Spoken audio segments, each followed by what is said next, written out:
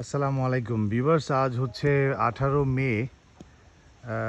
আপনারা জানেন যে অলরেডি হিমসাগর আম বাজারে উঠতে শুরু করেছে, কিন্তু আমি জানি না এটা কীভাবে সম্ভব। শুনেছি এক ধরনের স্প্রে আছে যেটা গাছে স্প্রে করে দিলে আম দ্রুত পেকে যায়। তো আমি জানি না, এছাড়া আম পেড়ে এনেও তো স্প্রে করা হয়, বাট আমার গাছের আম এখনও এটা পেকে যাওয়ার কোনো সম্ভাবনাই আমি এখনও দেখছি না। I think still I need 10-15 days, 10 days minimum I require, I think. তো এই হচ্ছে কন্ডিশন। তবে বাগানে একটি হিমসাগর একটি গোপালভোগ আমের গাছ রয়েছে যেটিতে আম পেকেছে। গত 10 দিন ধরে এই গাছটিতে আম পাকছে। আজকে আমরা এটা পাড়া শুরু করেছি এবং তলায়ও প্রচুর আম পড়ে আছে। এই যে দেখেন, আপনাদেরকে দেখাই, এটা অবশ্য পাখিতে খেয়েছে। এই আমটি ঠিক আছে। তো তলায়ও প্রচুর আম পেকে পেকে পড়ছে। যে এখানে একটি আমটি অলরেডি ফেটে গিয়েছে।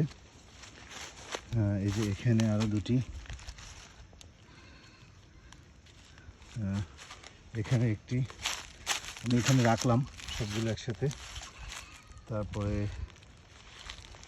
জাস্ট আপনাদের সঙ্গে শেয়ার করছি। এই যে এখানে একটি, এগুলো গাছ থেকে পেকে পেকে পড়েছে। এখানে এখানে আরেকটি, এই যে এগুলা সব গাছ থেকে পড়েছে, এখানে রাখছি। এই যে এখানে আরেকটি, সব পড়ছে গাছ থেকে, এটা এখানে রাখলাম। আপনারা দেখবেন গোপালভোগ আম সাধারণত বাজারে দেখবেন যে ইয়েলো কালার, এগুলা কার্বাইড দিয়ে পাকানো হয়।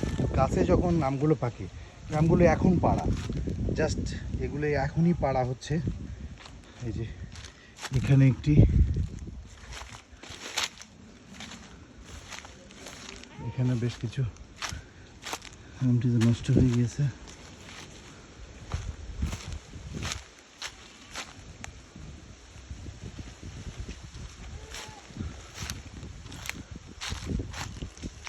আমগুলো পেকে পেকে পড়ছে।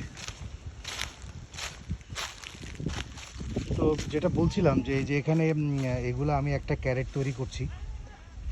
তো এই আমগুলা এভাবেই পাকা গাছ থেকে পাড়া হচ্ছে। ওই যে আমার চাচা যথারীতি উনি আমগুলো পাচ্ছেন।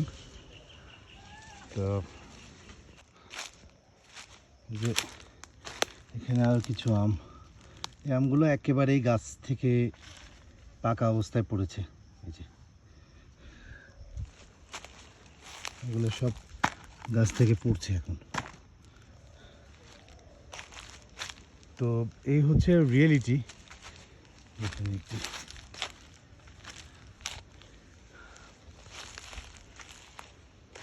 মনে হয় 2-3 মণ আম দেওয়া যাবে। আমার কাছাকাছি কেউ যদি নিতে চান হয়তো দিতে পারবো গোপালভোগ। যদিও গোপালভোগ আমের আমি অ্যাডভার্টাইজ করি না, কারণ এটা মাত্র একটি গাছ। এই যে এই একটি গাছ রয়েছে, তো এটা মানে মাছ সেল করার মতো নয়। এনিওয়ে, সবাই ভালো থাকবেন। আই হোপ ঈদের 2-1 দিন আগে থেকে হয়তো হিমসাগর আম পাকা শুরু করবে। বেসিক্যালি ঈদের পরেই